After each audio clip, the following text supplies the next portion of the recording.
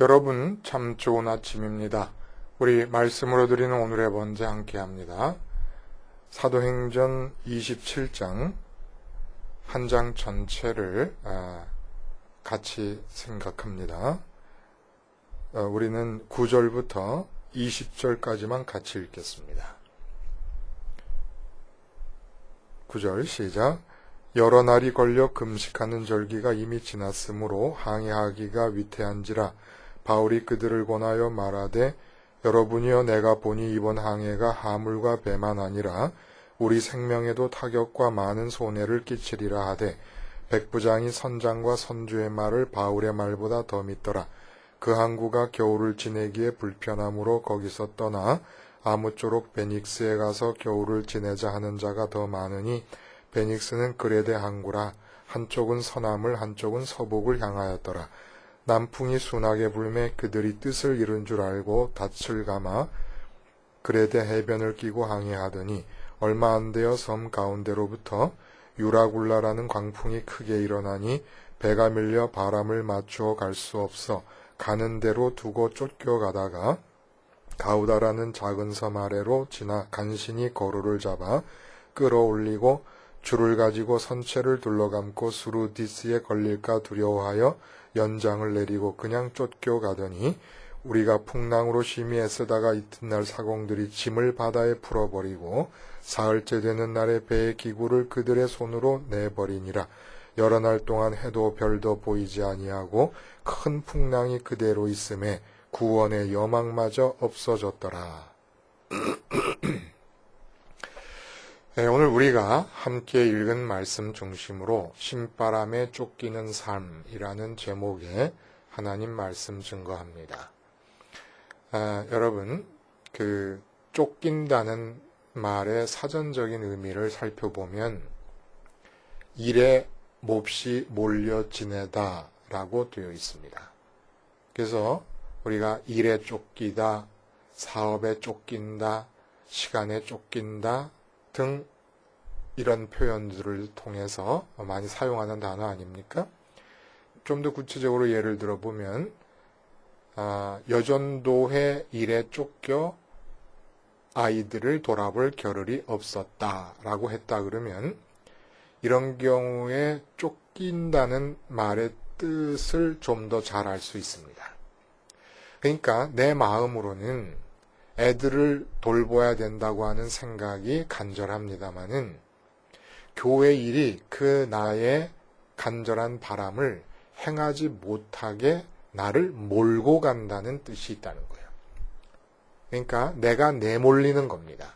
영어로 말하면 드리븐된다는 얘기입니다. 그러니까 내 행동에 대해서 내가 나의 행동임에도 불구하고 주도권을 상실한 채로 내 소원과 의도와는 상관없이 내가 행동해야 된다거나 내 마음 상태가 끌려가는 것을 쫓긴다고 말하지요.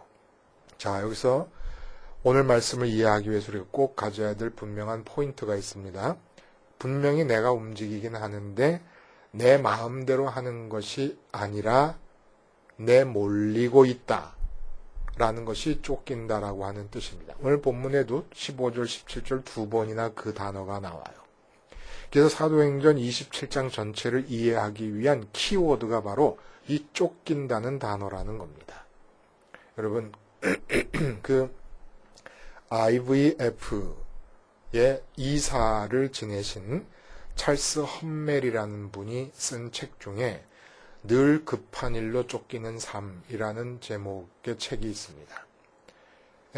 전체적인 내용이 뭐냐 하면 우리를 압박하는 시간의 횡포 아래서 늘 급한 일로 쫓기며 살아가는 우리들이 어떻게 진정한 자유를 누릴 수 있을 것인가 하는 질문에 대해서 성경적인 길을 제시하는 그런 내용입니다. 결론적으로 시간에 쫓기지 않으면서도 주어진 일상 속에서 성령의 인도하심을 따라서 맡겨진 일을 충실히 실천해 나가는 삶이 바로 늘 급한 일에 쫓기지 않는 삶인데 그 전형적인 모습을 예수님에게서 찾아볼 수 있다는 것입니다. 핵심은 하나님과의 작전 타임을 가지라는 거예요. 말이 재밌죠? 하나님과 작전 타임을 가져라. 이렇게 작전 타임을 가짐을 통해서 하나님의 부르심을 우리가 듣게 된다는 겁니다. 그래서 그 부르심의 기준에서 삶의 우선순위를 새롭게 정해서 살 때 우리는 늘 급한 일로 쫓기는 삶으로부터 자유로울 수 있다고 말씀하시는 거예요. 여러분, 여기서 중요한 포인트가 하나 있어요. 그게 뭐냐 하면 작전 타임을 통해서 하나님을 만난 뒤에 우리가 쫓기는 삶을 멈추게 되는 게 아니라는 겁니다. 늘 급한 일로 쫓기는 삶이라는 제목에서 쫓긴다라는 말의 의미를 잘 살펴보면 무턱대고 부정적으로만 대할 단어는 아니라는 거예요. 살펴본 대로 그 말의 의미는 내가 의도한 대로 살기보다는 나 외적인 요인에 의해서 몰려가는 상태의 삶을 말합니다. 그렇다면 신앙인들은 쫓기는 상태 그 자체를 바꾸려 해서는 안 된다는 거예요. 그러니까 책의 내용을 제가 전적으로 비판하는 게 아니라 늘 바쁜 일에 쫓기는 삶이라는 제목 중에서 이 쫓긴다라고 하는 말의 뉘앙스 중에 아주 신앙의 본질을 표현하기 위해 중요한 뉘앙스가 있는데 잘못하면 이 책 제목 속에서는 그냥 그 귀한 잘 이용하면 신앙을 신선하게 정의할 수도 있는 그 뉘앙스를 뭉개버리는 부작용이 나타날 수 있기 때문에 말씀드리는 겁니다. 그렇다면 신앙인들은 절대로 쫓기는 그 상태를 바꾸려 해서는 안 된다는 거예요. 내가 쫓기게 되는 급한 일을 바꿔야 된다는 겁니다. 내가 왜 쫓기느냐라는 그 이유를 바꿔야 되지 쫓긴다고 하는 삶의 패턴 자체는 바꿔서는 안 돼요. 왜 그러냐면 쫓긴다는 게 여러분 뭐라고요? 내 마음속의 의도나 내 마음에서 생기는 소원과는 관계없이 내가 몰려가는 것을 말하기 때문에 우리는 쫓기는 삶을 살아야 된다는 겁니다. 신앙적으로 보면. 그러니까 안 쫓기면 예수 믿는 사람이 아니라는 거예요. 하나님에 의해 쫓겨야 되고 하나님의 뜻에 의해서 쫓겨야만 됩니다. 단지 신앙에서 쫓기는 삶이 다른 점이 있다면 자발적으로 쫓기기를 원한다는 점이죠. 그러니까 이걸 쉽게 비유적으로 예를 들면 급물살이 흘러가고 있지 않습니까? 도저히 그 물 속에 들어가면 내가 내 마음대로 행동을 할 수가 없어요. 물살이 세서. 그런데 그러한 급물살, 내가 내 마음대로 행동할 수 없다는 걸 알면서 그 급물살에 뛰어들어가는 겁니다. 하나님의 뜻이 급물살을 이루고 흘러가고 있을 때 바로 그 급물살에 뛰어들어서 들이분되는 삶, 내 의지와는 다르게 내가 내 몰리는 삶을 우리가 살지 않으면 안 된다는 거예요. 그러므로 무조건 쫓기지 않을 수 있는 여유가 우리에게 필요한 것이 아니라 쫓기는 이유가 바른 것이라야 된다는 게 중요하다는 겁니다. 자, 여러분. 이제 사도행전이 마무리 지어가는 단계로 접어들게 됩니다. 그런데 성령행전이라고도 하는 사도행전을 마무리해가는 단계에서 보여지는 이야기치고는 조금 뜬금없어 보이기도 합니다. 로마로 가는 사도 바울 일행이 승선한 배가 광풍을 만나서 14일간을 환난 가운데 있다가 구원을 받게 된다는 줄거리입니다. 복음이 전해지는 생생한 현장 묘사도 아닌데 뭐 이렇게 장황하게 로마로 가는 여정을 묘사하고 있는가 하는 의문이 생겨요. 차라리 사도행전이 끝나기 전에 다른 사도들에 대한 간략한 소식이라도 들었으면 좋겠다 하는 생각이 듭니다.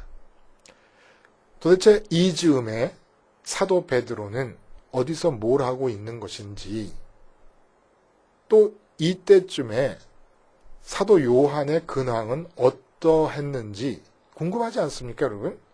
또 마가 때문에 서로 안 좋게 헤어졌던 바나바는 구브로 섬으로 돌아간 뒤로 계속 거기서 머물고 있었는지, 좀 이런 궁금한 얘기를 다 제쳐두고는 웬 유라굴라 광풍 만난 이야기를 이렇게 자세히 언급하나 싶은 마음이 들어요. 이 광풍 만난 이야기는 좀 간단히 처리하고 차라리 로마에서 바울의 사역에 대해서 좀 더 지면을 할애해가지고 소상히 알려주고 사도행전을 끝냈었다면 어땠을까 하는 생각이 들지 않습니까? 그러나 여러분, 성령님의 분명한 의도가 들어있는 본문입니다.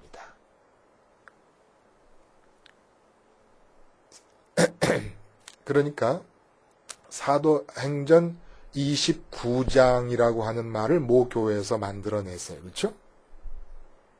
그래서 사도행전적 삶을 이어가자고 하는 취지를 드높이 들었습니다. 아주 옳은 거예요. 기독교인이라 그러면 사복음서에서 복음의 내용을 지니고 우리가 모두 사도행전적인 삶을 살아가야 되는 겁니다. 그 예를 1장부터 28장까지 우리에게 보여준 것이고 이제부터는 우리가 각자가 사도행전 29장을 써나가야 되는 거예요. 뭐 감출 필요도 없죠. 저 서울에 있는 온누리교회에서 사도행전 29장을 써내려가자고 하는 모토를 내걸고 신앙생활을 열심히 하려 하고 있는 거 아닙니까? 옳은 생각이라고 들어요. 그렇게 우리가 사도행전적인 삶을 이어나가려 할 때에 어떤 마음을 가져야 되느냐라고 하는 기본적인 마음 바탕의 모습을 오늘 본문이 그림으로 그려듯이 보여주고 있다는 얘기입니다. 그리스도인 중에는 바울처럼 이방전도 등과 같은 특별한 일을 위해서 구분된 사명자가 있을 것이고 아니면 오늘 본문에 나오는 선장이나 선주나 선원이나 백부장같이 일반적인 직업을 갖고 있는 사람도 있을 겁니다. 그런데 어떻든 이 모든 사람에게 공통적으로 요구되는 것이 바로 사도행정적인 삶입니다. 그리고 이러한 삶을 위해서 기본이 되어야 되는 마음 바탕이 오늘 본문에 그려지고 있다는 거예요. 사도행전적인 삶이 어떤 겁니까? 찰스 험멜도 언급했듯이 성령 행전이라고 말하는 것에서 우리가 알 수 있는 것처럼 성령에 이끌려 사는 삶입니다.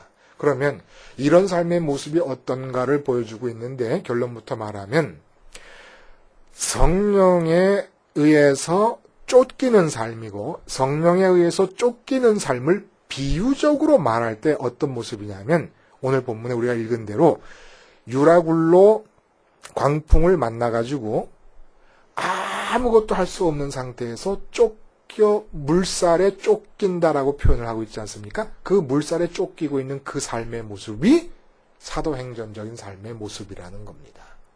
그러니까 쫓기는 삶을 말하는 거예요. 보세요, 여러분.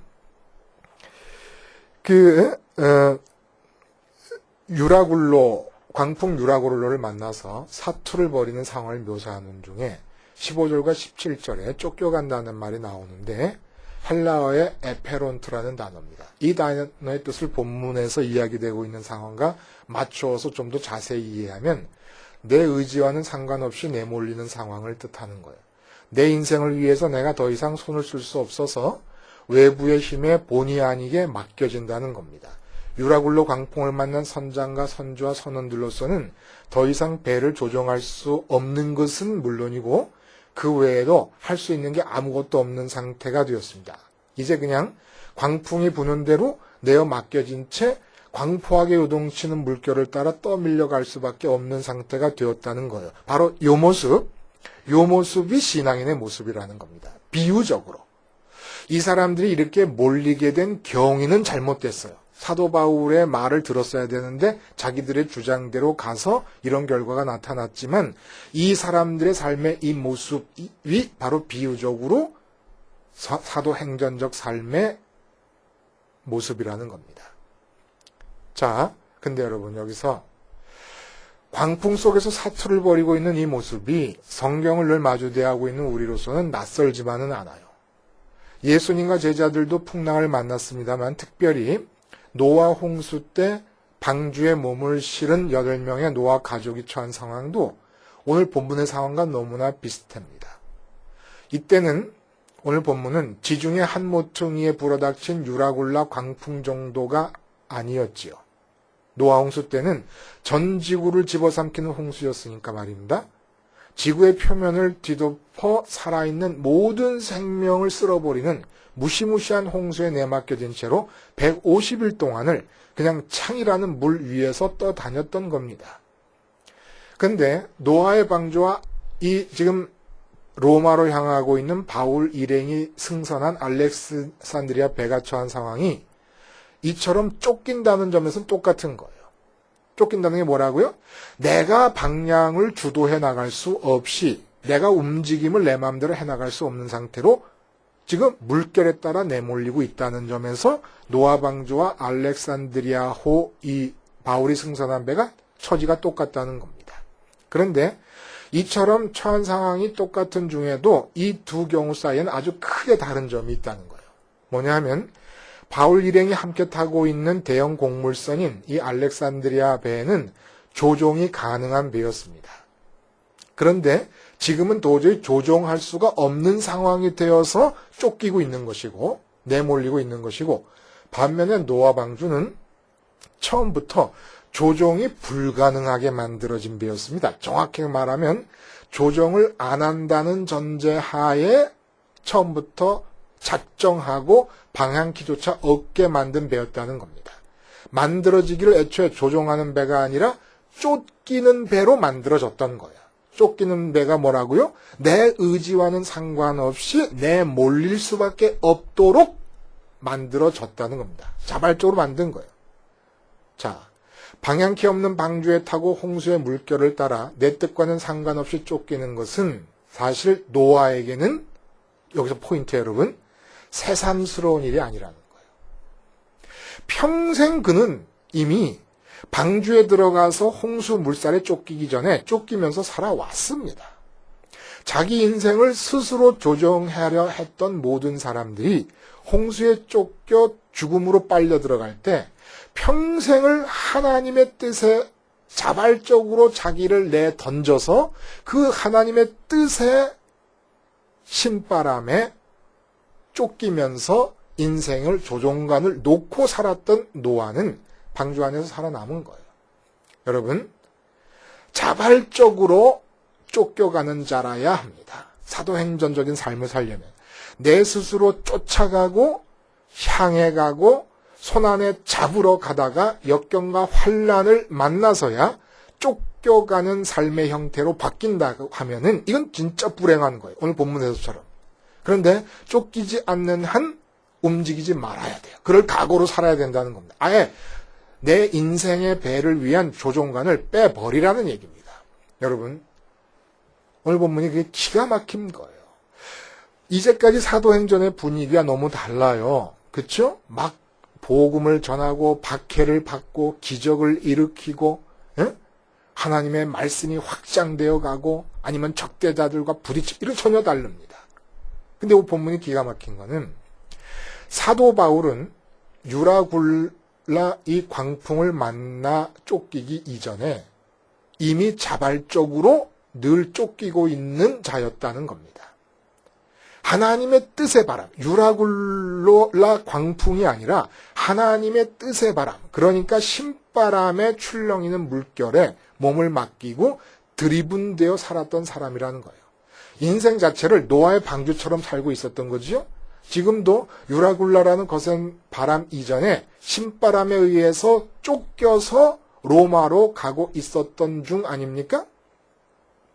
선장과 선원들과 선주 그리고 백부장이 자발적으로 자기 의사대로 미항에 머물자는 사도 바울의 말을 뿌리치고 모든 형편을 자기들의 경험과 지식으로 따져볼 때 베닉스에 가서 머물면 좋겠다는 판단에 따라서 베닉스로 가다가 이 유라굴로 광풍을 만나고 자기 의도대로 자기 삶을 이끌어가려는 항해를 자기 스스로 해나가려고 하는 의지를 포기하고 쫓기게 됩니다.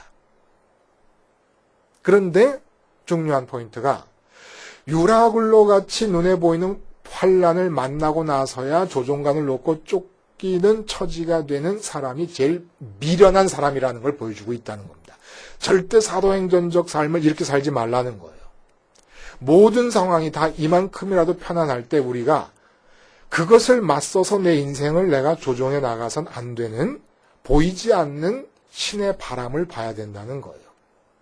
우리 삶에 유라굴로가 닥치기 전에 앞서서 하나님의 뜻의 바람이 우리를 향해 불고 있습니다. 그러니까 선주와 선장과 백부장처럼 이 바람을 전혀 못 보고 산다면 반드시 이러한 환난을 통해서 신의 바람을 깨우치게 되는 역사가 있을 것이에요. 자, 이제 메시지를 요약합니다. 알렉산드리아 베이 선장과 선주와 선원들이 광풍에 쫓겨가는 모습. 역설적으로 이 모습이 바로 사도행전적 삶의 모습이라는 것이 본문의 메시지입니다. 단지 우리가 구분해내야 될 것은 사도 바울은 유라굴로 강풍 대신에 하나님의 뜻의 바람에 쫓겨서 이미 살고 있었던 사람이고, 백부장과 선주와 선원은 자기의 뜻대로 살다가 환경적인 광풍을 만나서 본의 아니게 쫓기는 삶을 살게 됩니다. 이제 우리는 자발적으로 신의 바람에 의해서 쫓기는 삶을 살아야 돼요. 인생에 대해서 내가 갖고 있는 비전, 이게 바로 미항에서 머물자는 사도 바울의 말을 뿌리치고 베닉스로 가려고 했던 이 선주와 선원과 백부장의 모습과 똑같은 거예요. 내가 소원하고 내가 바라는 비전을 향해서 내 인생의 방향을 몰고 가려 해서는 사도행전적 삶이 없습니다.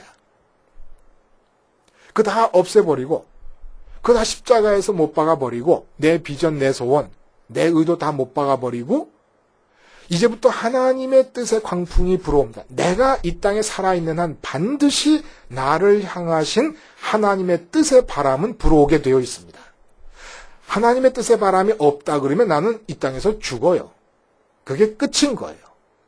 하나님이 데려가십니다. 그러니까 살아있으면 반드시 신의 바람이 있어요. 그러니까 이제부터는 그 신의 바람에 의해서 내 인생의 물결이 흐르는 대로 나를 내맡기고 쫓기는 삶을 살아야 된다는 거예요. 마치 오늘 선원들이 맥 놓고 앉아서 유라굴로 광풍이 부는 대로 끌려가는 것과 같은 삶을 살기로 작정해야 된다는 겁니다. 단 환경에 광풍이 불기 이전에 하나님의 뜻의 바람에, 그러면 어떻게 정확하게 하나님의 뜻의 바람에 의해서 쫓기는 삶이 될 수가 있겠는가?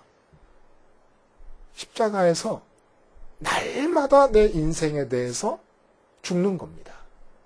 내 삶에 대해서 죽는 거고, 내 사업에 대해 죽는 거고, 내 가정에 대해서 죽는 거고, 내 인생을 구성하고 있는 모든 영역에 대해서 십자가를 통해 죽는 겁니다. 그러면 내 인생의 영역을 향하여 불어오는 하나님의 바람에 의해서 쫓겨가는 삶이 됩니다. 이게 바로 사도행전적 삶이고, 내 인생에서 이제 우리가 오늘 27장을 함께 했습니다마는 28장으로 끝나는 사도행전의 뒤를 이어서 사도행전 29장의 삶을 살 수 있는 비결이라는 거예요. 주님의 십자가에서 내 인생에 죽을 때만, 그러니까 내가 힘이 붙여서 포기하거나 체념할 때 하나님의 뜻이 몰려오는 게 아니에요. 하나님의 뜻을 올라탈 수 있는 게 아니에요. 하나님의 뜻은 늘 오고 있지만 정확하게 올라탈 수 있는 게 아닙니다. 체념과 포기가 아니라 십자가에서 죽는 거예요. 자발적으로. 그럴 때 나를 향해 오는 하나님의 신의 바람, 하나님의 뜻이 담겨있는 그 신의 바람에 의해서 드리븐되는, 쫓기는 삶을 살게 될 것이고, 그를 통해서, 그러한 삶을 통해서 성령님은 하나님의 뜻을 이 땅에 이루어 가시게 될 것입니다. 기도하시겠습니다. 하나님 아버지, 늘 바쁜 일에 쫓기는 삶에서부터 바뀌어져야 합니다마는 쫓기는 삶의 형태가 바뀔 것이 아니라 늘 바쁘다고 생각된 일 대신에 하나님의 뜻의 바람에 의해서 쫓기는 삶으로 바뀌게 하여 주시옵소서. 예수님의 이름으로 기도하옵나이다. 아멘.